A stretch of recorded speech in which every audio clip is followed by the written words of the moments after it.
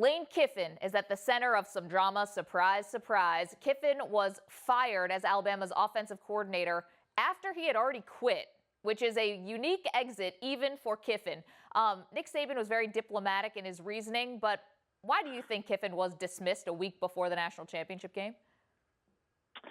You know, I think honestly, Maggie, it was a combination of things. I think performance in the Washington game was one of those things, and maybe that was the culmination of little things that Nick thought had added up. I mean, it's certainly a bombshell story for this to drop. 1 week before the national title game. I think some of Kiffin's public comments at media day certainly rankled Saban. I mean, look, he's the anti-distraction guy.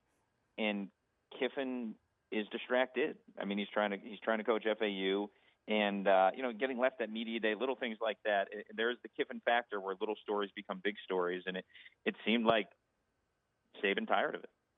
How much did Kiffin's comments made to you while house hunting in Boca Raton for Lane Kiffin?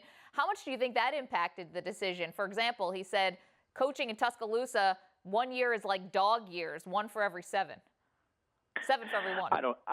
I don't know, Maggie. I don't think you can pinpoint this to one thing. I mean, there's always been a funny relationship between Saban and Kiffin, where Saban has enjoyed the results, and the results have certainly been there, but hasn't always embraced the process to get to those results. And I think this wasn't one thing, one article, one comment, one game. Look, I think if Alabama won 42-0 on Saturday, that this probably wouldn't have happened. I do think there's some performance-based things here, but I do think this snowballed a little bit of a bunch of little things. What will be the impact of losing Kiffin before the game, specifically on freshman quarterback Jalen Hurts?